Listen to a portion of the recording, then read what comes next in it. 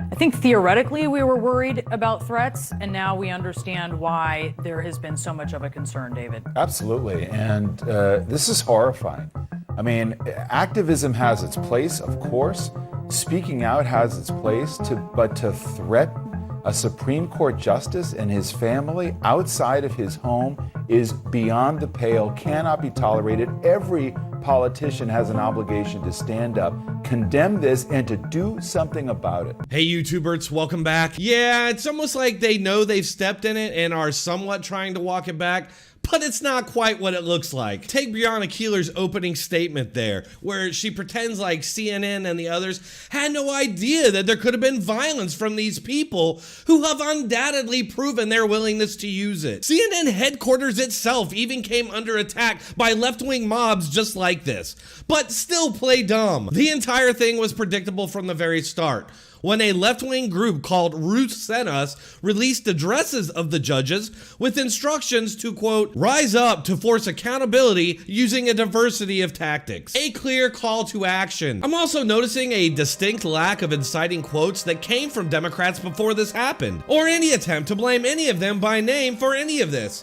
as we would expect. So yeah, I'm already not buying this. But let's continue after this quick capitalism break for preparewithdronetek.com. Friends, temperatures aren't the only things rising. Gasoline prices, food prices, tensions throughout society, global conflicts, supply chain breakdown, you name it. Experts say the looming global food crisis will be worse than ever. What should you do? Go to preparewithdronetek.com and get your long-term emergency food storage from My Patriot Supply while you still can. My Patriot Supply is America's largest preparedness company with millions of satisfied customers, me included. Act quickly and save $150 on a 3-month emergency food kit. These kits provide breakfast, lunch, dinners, drinks, snacks, totaling over 2,000 calories a day. So go to preparewithdronetek.com and save $150 on your 3-month food kit. That's preparewithdronetek.com. Get your family's emergency food while there's still time. Go to preparewithdronetek.com.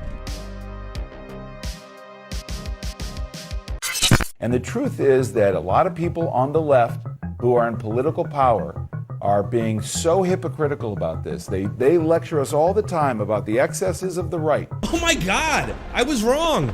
CNN finally recognizes what I and many others have been talking about for years. They finally see the light. They're really gonna hold their own side accountable for accusing their political opponents of doing all the things that they're doing. They're actually gonna hold both sides to the same standard. Wow. I can't believe I'm actually seeing this. And the truth is that a lot of people on the left who are in political power are being so hypocritical about this. They lecture us all the time about the excesses of the right, including Donald Trump on January 6th, fomenting mob violence. Fuck you! Of course! Wrong, wrong, wrong. Here we go. They finally throw out a name to blame here, and it's not Schumer or Pelosi or any Democrat, but Trump, of course, baselessly accusing him of fomenting mob violence. Oh, really? And how did he do that exactly, since you provide no examples? By telling people to go march peacefully and make their voices heard? You know, Trump actually had no idea what was going on in the Capitol and only found out from a secondhand source because he was at a rally that was a mile away and completely separate from what was going on at the Capitol. Surprisingly, even MSNBC admitted this last night. Just the key point that yes, there was a pro-Trump rally at which the president spoke, and we can absolutely talk about all the things the president said there.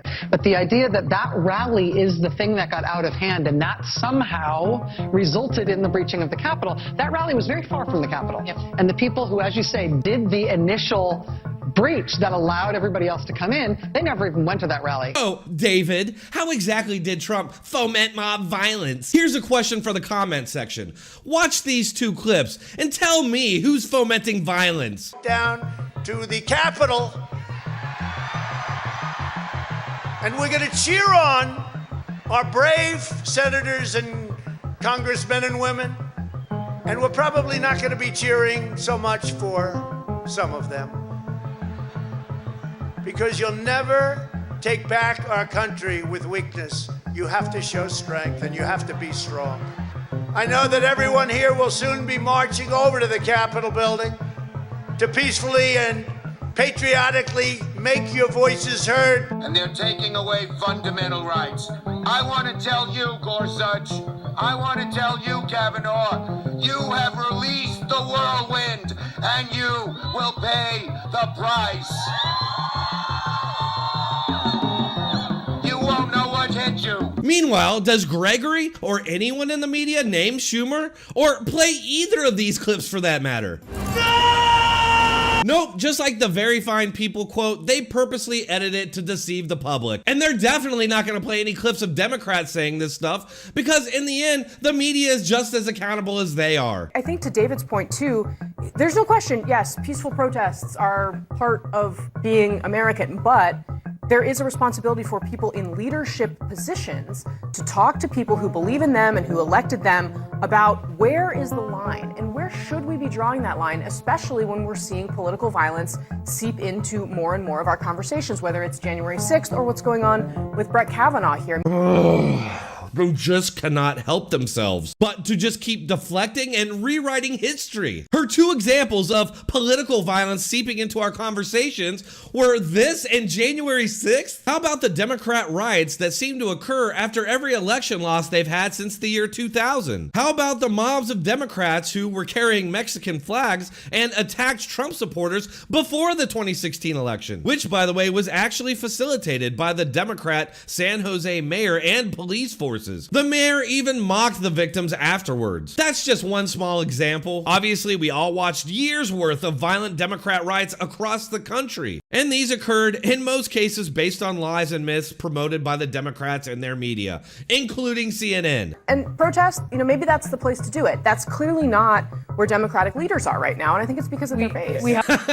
Yeah, it's definitely the base. Just look at what the Democrat base is saying about this. I don't think Brett Kavanaugh's family should be put in jeopardy as a result of his decisions, but I also think my family shouldn't be put in jeopardy as a result of his decisions. Brett's family chooses to be his family. Your family doesn't have a choice when it comes to getting affected by Brett's decisions. I don't have that much sympathy for his family, who probably believe the same things as him and enable him in the harm he is bringing on other families. I don't think Brett Kavanaugh's family should be safer than mine. Given their stance on gun control and the GOP reaction to mass shootings, it's kind of hard for me to get super worked up over this. Well, I gotta go get hammered and puke my brains out so I can forget about all of this. If you'd like to support this channel, you can find links to my Patreon and Subscribe Star in the description or pinned comment, as well as a link to my new Gilded server where you can come hang out, discuss topics, watch live streams, get memes, whatever. Come and check it out. Like I said, all those links in the description or pinned comment. If you enjoyed watching my pain, hit that like button, share this video, and leave a comment. Thanks a lot.